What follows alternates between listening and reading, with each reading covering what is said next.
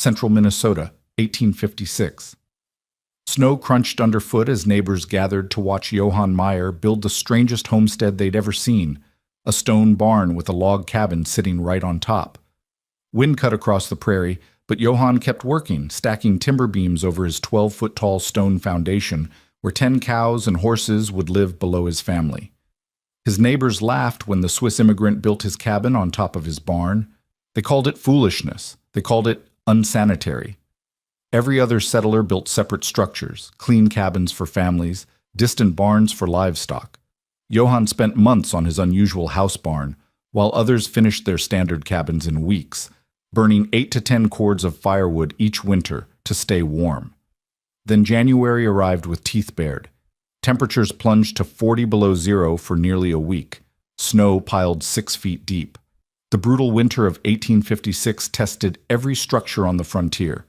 Standard cabins became ice boxes despite roaring fires. Settlers burned through cordwood faster than they could split it, yet their homes remained unbearably cold. But Johann's cabin? The floor stayed warm enough to walk barefoot. His family used only 4 cords of firewood all season, while his neighbors burned twice that amount and still shivered. The animals below radiated 50 BTUs per hour each, turning his stone foundation into a massive heater that kept his living space 15 degrees warmer than any neighboring cabin. What did this Swiss settler understand about thermal mass and animal heat that seasoned frontier builders had completely missed? If you value stories of practical wisdom that stood the test of time, make sure to subscribe. We've got more documented accounts worth remembering. The autumn of 1856 brought an early bite to central Minnesota, and Johann Meyer knew he was running out of time.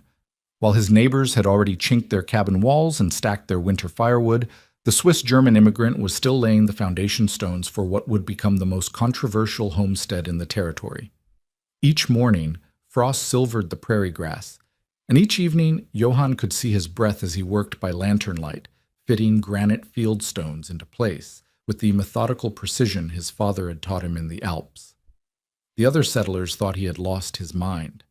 Carl Larson, whose own cabin sat on a modest rise a quarter-mile east, would ride over some evenings just to shake his head at the spectacle. "Johann, winter's coming fast," he'd say, gesturing at the partially completed stone walls that rose 12 feet from the frozen ground. "You should have built a proper cabin months ago. This fool contraption will be the death of you and your family." But Johann had grown up in a house barn in the canton of Bern, where his grandfather's cattle had warmed the family through alpine winters that made Minnesota cold, seem mild.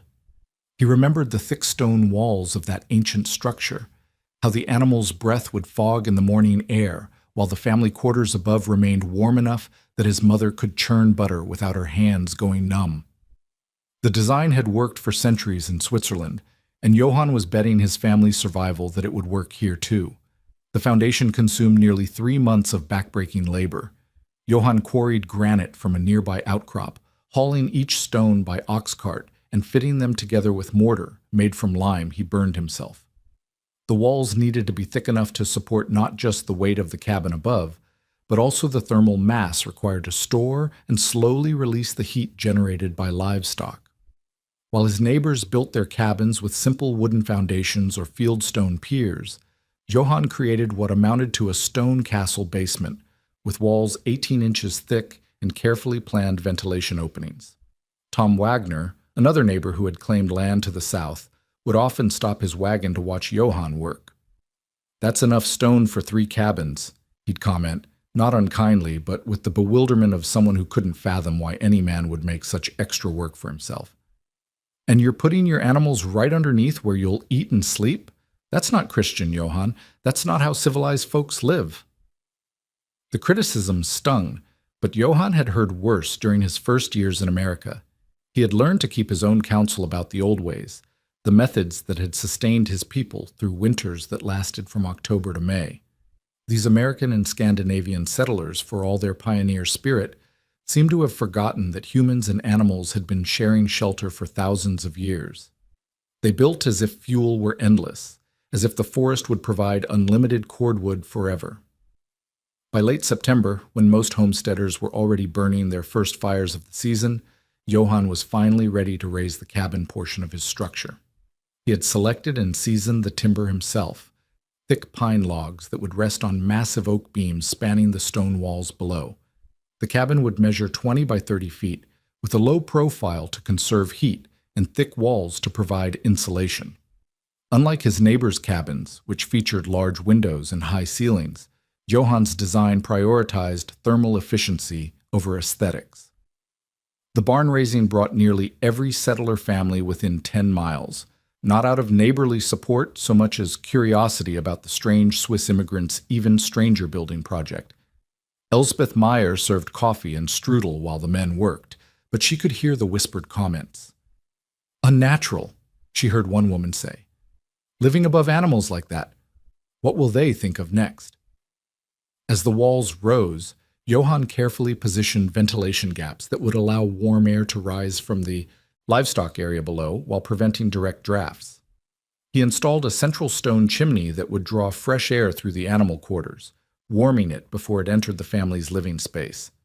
The floorboards were thick pine planks with small gaps between them, not sloppy workmanship, but intentional design to allow radiant heat from below to warm the cabin floors. The roof presented another departure from local custom.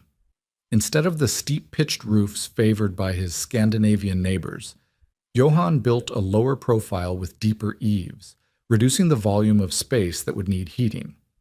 He used hand-split cedar shingles over thick pine sheathing, creating multiple layers of insulation. The entire structure, when complete, looked like nothing so much as a traditional cabin that had somehow grown up out of a stone foundation 3 times taller than necessary. By October, with the first hard frost already blackening the garden vegetables, Johann was moving his livestock into their winter quarters. 10 head of cattle and horses would spend the cold months in the stone-walled basement, bedded on thick layers of straw that would be replaced regularly throughout the winter. The animals' combined body heat, roughly 500 BTUs per hour on the coldest days, would rise through the floorboards to warm the living space above. His neighbors watched this final preparation with a mixture of fascination and horror. The idea of living directly above livestock violated every notion of proper frontier hygiene they had brought from their homelands. "Mark my words," Carl Larson told anyone who would listen, "that family will be sick all winter from the stench and filth, and when the real cold comes, they'll freeze just like the rest of us, except they'll have to listen to their cows bawling while they shiver." But as November arrived with its first serious snowfall, Johann felt the familiar warmth beginning to rise through the floorboards of his cabin. The stone walls below were already absorbing and storing heat from the animals' bodies, creating a thermal battery that would release warmth steadily throughout each day and night. His family would sleep warm while their neighbors fed fires through the dark hours, and come spring, Johann knew exactly whose methods would have proved superior. The first serious snow began falling on November 15th, and by evening the flakes had thickened into a steady curtain that would deposit 8 inches before dawn. Johann Meyer stood at his cabin window, watching his neighbors across the prairie struggle to secure their livestock and haul extra firewood close to their doors. The lamplight from Carl Larson's cabin flickered as Carl made trip after trip from his woodshed, arms loaded with split oak and maple. Tom Wagner's chimney was already sending up a thick column of smoke that spoke of a fire-stoked high against the coming cold. Johann felt the warmth rising through the pine floorboards beneath his feet. Below, his 10 head of cattle and horses had settled into their winter routine, their collective body heat beginning the slow process that would keep his family comfortable through the months ahead. Each animal generated approximately 50 BTUs per hour, a modest furnace in biological form. The thick stone walls absorbed this heat during the day and released it gradually through the night, creating a thermal mass that would moderate temperature swings far better than any wood stove could manage. Elspeth moved about the cabin, preparing their evening meal on a cooking fire that seemed almost modest compared to the roaring blazes she could see through her neighbors' windows. "They burn so much wood," she observed, not critically but with the practical assessment of someone who had learned to measure resources carefully. "Carl must have cut 20 cords for this winter alone." Johann nodded, remembering his own calculations. He had prepared only 6 cords of firewood for the entire season, and much of that would be used for cooking rather than heating. The animals below would provide the bulk of their warmth, just as they had in his grandfather's house barn. The old man had once told him that a cow was worth 2 stoves and ate nothing but grass and hay. It was wisdom that seemed to have been forgotten in this new country, where timber was still plentiful, and settlers had not yet learned the hard mathematics of resource scarcity. As December deepened, the differences between Johann's approach and his neighbors became more pronounced. The Larson cabin required constant attention. Carl could be seen at all hours splitting kindling, banking fires, adjusting dampers, and clearing ash from his stove. The man seemed to sleep in shifts, rising every few hours to feed wood to the flames that kept his family from freezing. His wife Martha complained to Elsbeth at the weekly church gathering that her hands were cracked and bleeding from handling so much firewood, and that their cabin was either stifling hot near the stove or numbingly cold in the corners. Tom Wagner faced similar challenges. His smaller cabin heated more easily, but also lost heat faster, requiring him to burn through nearly a cord of wood every 2 weeks just to maintain basic comfort. His children huddled close to the stove during the day and slept under piles of quilts and buffalo robes at night. The family's morning routine involved a race to dress and gather around the kitchen fire before the overnight chill could penetrate their bones. Johann's routine was markedly different. Each morning he would descend to the livestock area to check on the animals and replace their bedding straw. The basement remained remarkably warm, rarely dropping below 40 degrees even on the coldest nights. The animals' breath created a humid microclimate that prevented the bitter dryness that plagued heated cabins, and their movement and digestion provided a steady source of thermal energy that required no human intervention. The warm air rose naturally through the gaps between the floorboards, heating the cabin's main level to a comfortable 65 degrees during the day and rarely allowing it to drop below 55 at night.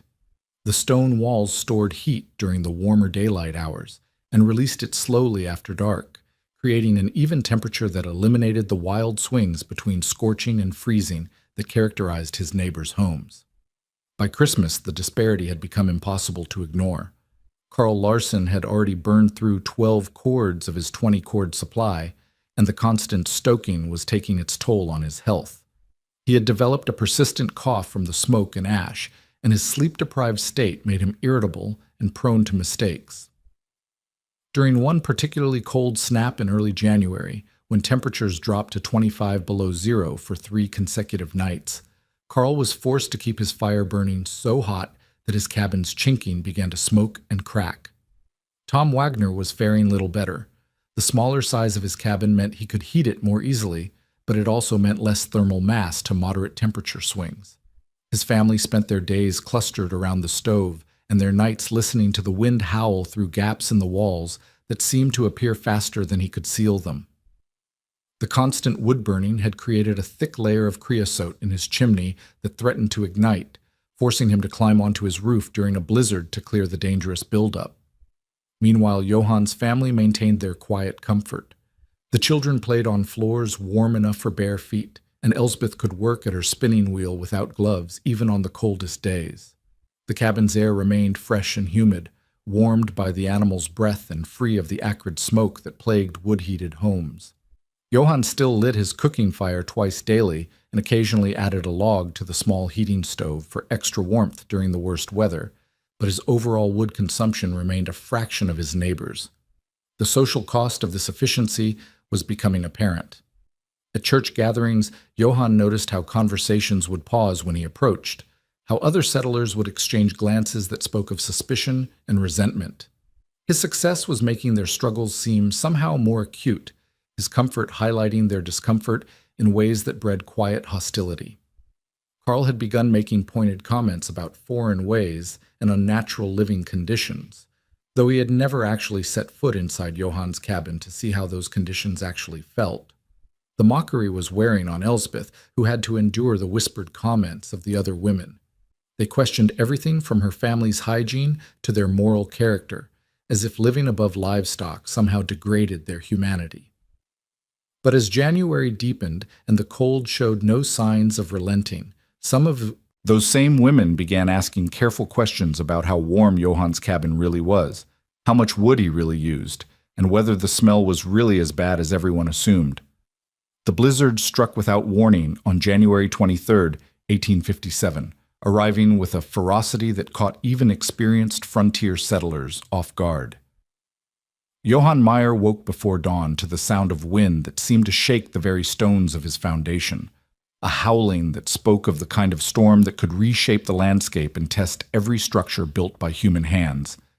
Through his small window, he could see nothing but a wall of white snow driving horizontally across the prairie with such violence that it was impossible to distinguish earth from sky.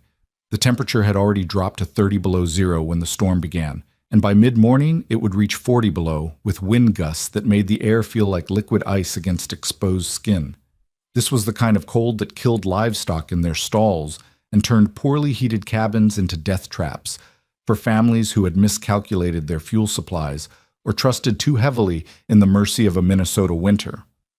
Carl Larsson's cabin, visible from Johann's window during clear weather, had completely disappeared behind the curtain of driven snow. But even through the storm's roar, Johann could make out the desperate glow of firelight through what must have been every window in the Larsson home. Carl was clearly burning everything combustible he could lay hands on, feeding his stove and fireplace in a frantic attempt to keep his family from freezing.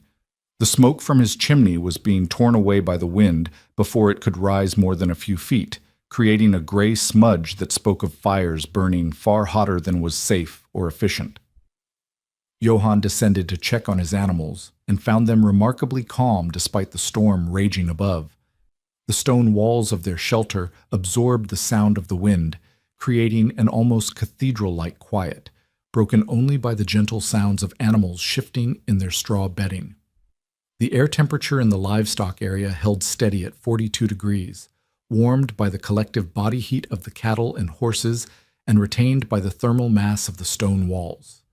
The animals' breathing created a humid atmosphere that felt almost tropical compared to the bone-dry cold above ground. When Johann returned to the cabin proper, he found his family gathered around their modest cooking fire, comfortable in clothing that would have been inadequate in any of the neighboring homes. The floorboards beneath their feet radiated warmth that rose from below, and the cabin's interior temperature held steady near 60 degrees despite the Arctic fury outside. Elspeth was able to continue her needlework by lamplight, her fingers nimble and warm, while their children played quietly on floors that remained comfortable to bare skin. The storm raged for 3 days and nights, depositing snow in drifts that reached the eaves of single-story buildings and creating a landscape that looked more like the polar regions than the American frontier. During those 72 hours, Johann burned less than half a cord of wood, using his stove primarily for cooking and only occasionally adding fuel for supplemental heat during the coldest hours before dawn. His chimney sent up thin wisps of smoke that spoke of fires carefully managed rather than desperately stoked. The contrast with his neighbors' situations was becoming stark. Through brief lulls in the storm, Johann could hear the sound of axes biting into wood as settlers broke up furniture, fence posts, and anything else that would burn. The Wagner cabin's chimney glowed cherry red on the second night, visible even through the driving snow, indicating that Tom was pushing his stove beyond safe limits in his desperate attempt to generate enough heat to keep his family alive. The constant high-temperature burning was almost certainly damaging his chimney and creating dangerous creosote buildup, but the alternative was freezing to death in his own home. By the third day, the sounds from neighboring homesteads had taken on an ominous quality.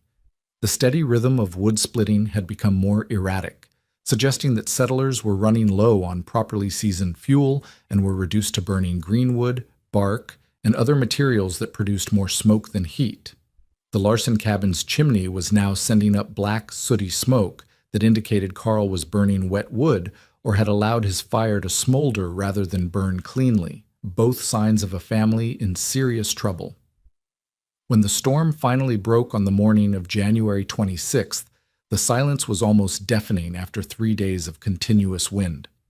Johann stepped outside to find a transformed landscape where familiar landmarks had been obliterated by snowdrifts and the world had taken on the stark beauty of an Arctic wilderness. The temperature had stabilized at 28 below zero, and the air was so clear and cold that each breath felt like inhaling knives.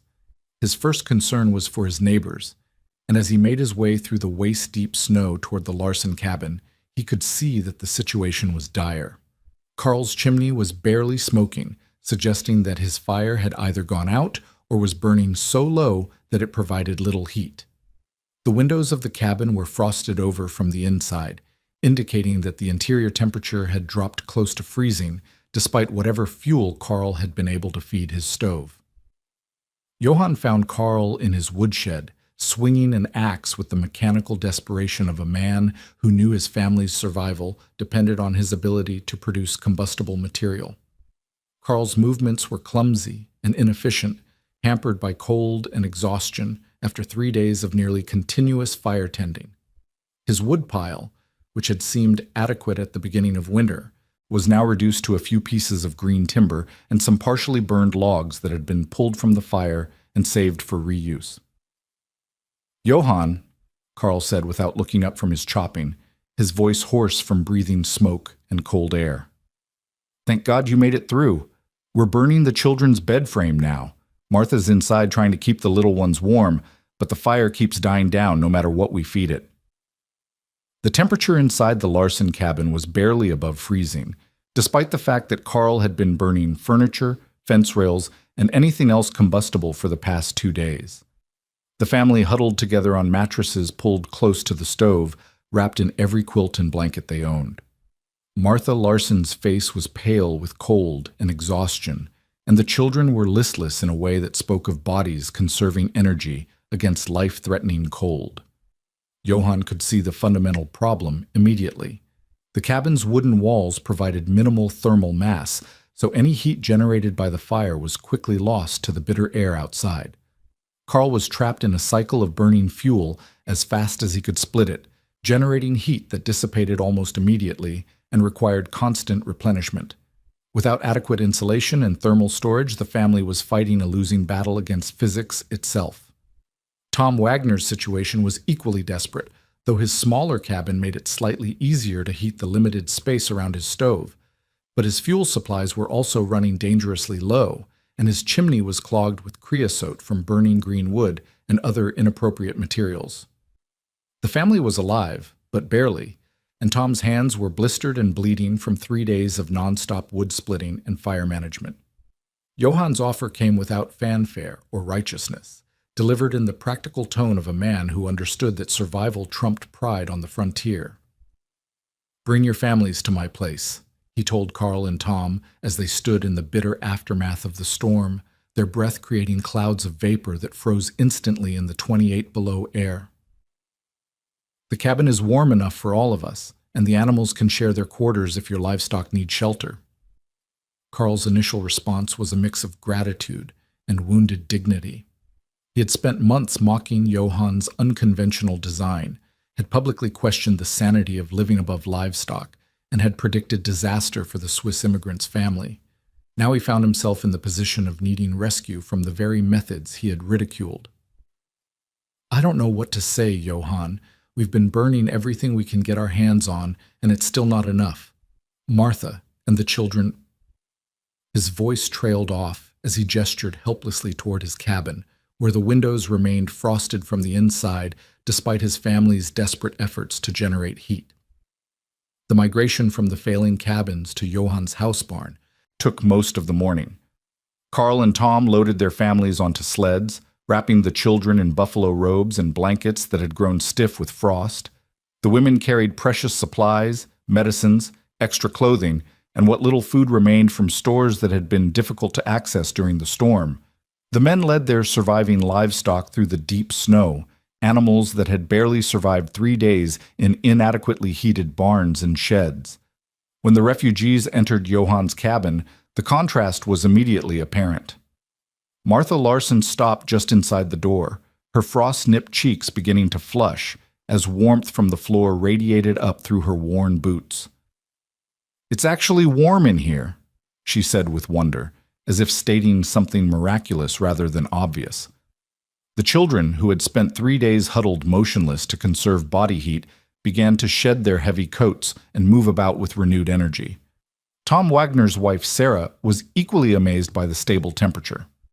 "How is the air so fresh?" she asked Elspeth, expecting the stale, smoke-laden atmosphere she had endured in her own cabin during the storm. The answer lay in Johann's carefully designed ventilation system, which drew fresh air through the livestock quarters below, warming it naturally before it entered the family's living space. The animals' respiration provided humidity that prevented the bone-dry conditions common in overheated cabins, while their body heat eliminated the need for the constant, inefficient wood burning that filled most frontier homes with smoke and ash. The logistics of housing 3 families in a 20 by 30-foot cabin required careful organization, but the space proved adequate for the temporary arrangement. The children shared sleeping areas near the warmest spots, while the adults arranged themselves around the cabin's perimeter. Johann's modest cooking fire provided all the heat needed for food preparation, while the radiant warmth from below maintained comfortable conditions throughout the living space. During their first evening together, Carl experienced firsthand the efficiency of Johann's heating system. "I keep expecting to get cold," he admitted to Johann as they sat talking after the children had gone to sleep. "In my cabin, you could feel the temperature dropping the moment the fire started to die down. Here, it's like the warmth just stays." Johann explained the thermal mass principle that his grandfather had taught him, how the thick stone walls absorbed heat during the day and released it slowly through the night, creating a thermal battery that moderated temperature swings without requiring constant fuel input.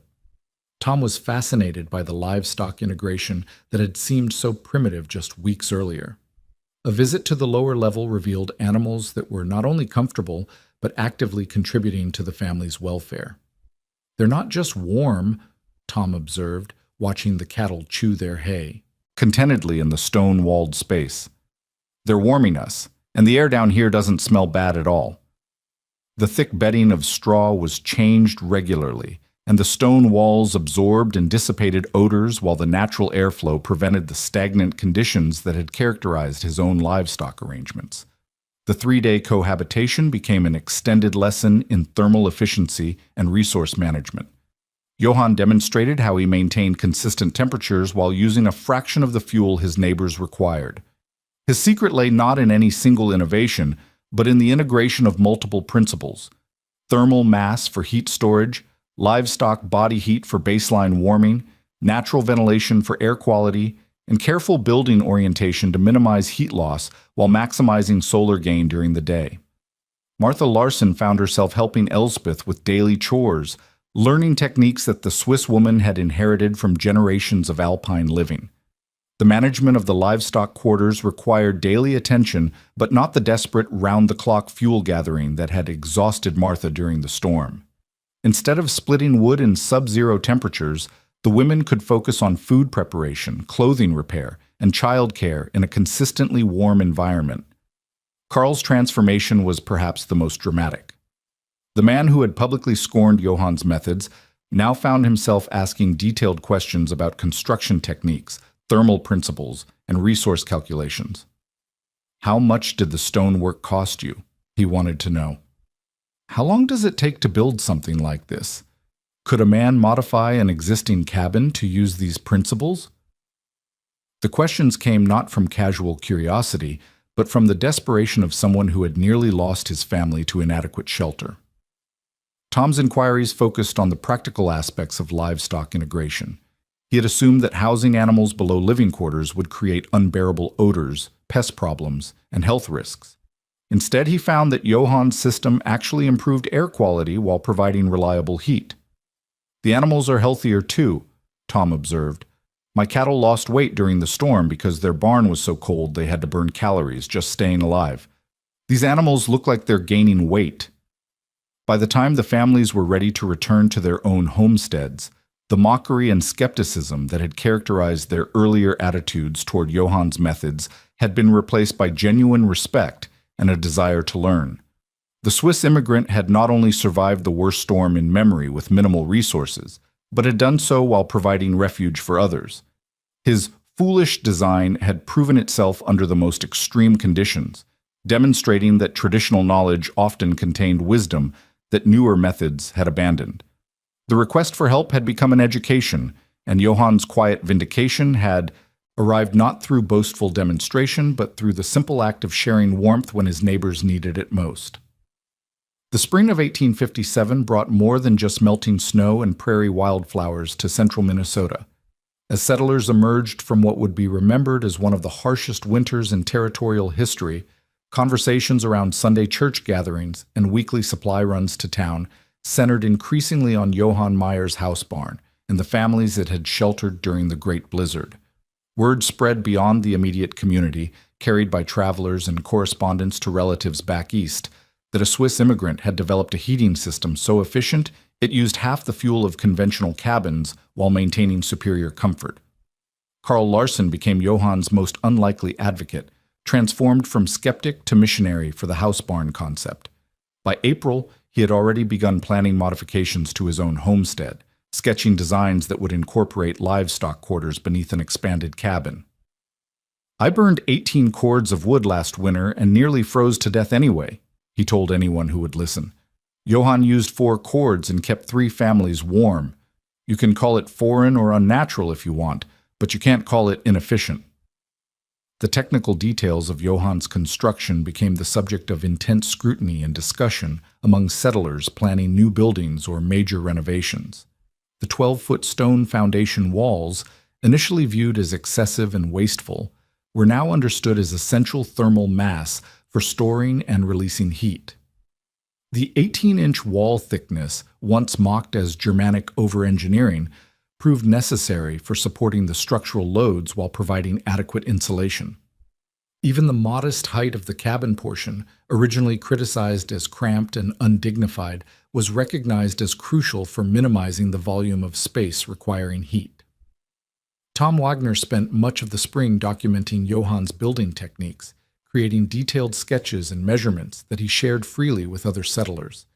His notes captured not just the obvious features like stone wall thickness and beam placement, but also the subtleties that made the system work. The careful positioning of ventilation gaps between floorboards, the strategic placement of the central chimney to maximize heat distribution, and the specific angles and orientations that took advantage of prevailing winds and solar exposure. The livestock integration that had once seemed so problematic was now understood as the key innovation that made everything else possible. Settlers learned that the animals required specific types of bedding changed at precise intervals, that the stone floors needed proper drainage systems, and that ventilation had to be balanced to provide fresh air without creating drafts that would rob heat from the system.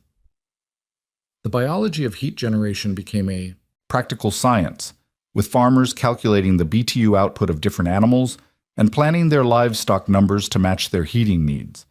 By summer, 3 new homesteads in the area were under construction using variations of Johann's design.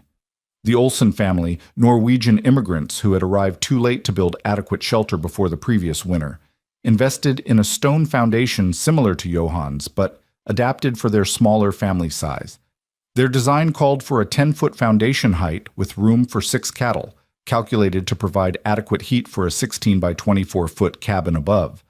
The practical advantages extended beyond winter heating. Settlers discovered that the thermal mass of the stone foundations helped moderate summer temperatures as well, keeping the cabins cooler during hot weather when conventional wooden structures became unbearable. The humidity provided by the animals' respiration created more comfortable conditions year-round, eliminating the dry air that plagued heated cabins in winter and providing natural air conditioning during the summer months. Johann found himself in the unexpected role of technical consultant, traveling to neighboring settlements to advise on foundation design, ventilation systems, and livestock management. His reputation spread along the network of immigrant communities, particularly among German and Swiss settlers who remembered similar building traditions from their homelands. Letters arrived from as far away as Wisconsin and Iowa requesting detailed information about construction techniques and material specifications. The economic implications of the house barn design became increasingly apparent as settlers calculated fuel savings and construction costs. While the initial investment in stonework was substantial, the reduced firewood requirements meant that families could survive winters with half the woodcutting labor required by conventional cabins. For settlers in areas where timber was becoming scarce or expensive, This represented a significant economic advantage that justified the additional construction expense. Martha Larson emerged as an unexpected authority on the domestic aspects of housebarn living, addressing the hygiene and comfort concerns that had initially made the concept seem unacceptable to frontier families. Her testimony that the air quality was actually superior to conventional cabins, that odors were minimal with proper management, and that the consistent warmth made household tasks far more pleasant helped overcome the cultural resistance that had initially greeted Johann's methods. The design principles began appearing in modified forms throughout the region. Some settlers built partial basements for smaller numbers of animals, while others incorporated the thermal mass concept using different materials or configurations. The central idea that animal body heat could be captured and utilized for human comfort spread through immigrant communities and began influencing building practices across the upper Midwest. By 1858, the territorial newspapers were featuring articles about the Swiss heating method and its adoption by practical-minded settlers. The coverage emphasized the fuel savings and improved comfort, but also noted the skilled craftsmanship required for successful implementation. Not every attempt at building a house barn succeeded, and failed examples served as reminders that the system required both proper construction and ongoing management to deliver its promised benefits. Johann's quiet vindication had evolved into something approaching celebrity within the settler community. The man who had been mocked for his unconventional methods was now sought out for his expertise, his counsel valued by families planning their survival in a harsh climate. His success had proven that traditional knowledge, properly applied and adapted to new circumstances, could outperform the conventional wisdom of the frontier. The old ways, dismissed as primitive by American settlers confident in their superior methods, had revealed their enduring value when tested against the ultimate arbiter of winter survival. The legacy of that terrible winter and Johann's response to it would continue shaping building practices in the region for decades to come, as successive generations of settlers learned that innovation sometimes meant looking backward rather than forward, and that wisdom could be found in methods that predated the American frontier by centuries.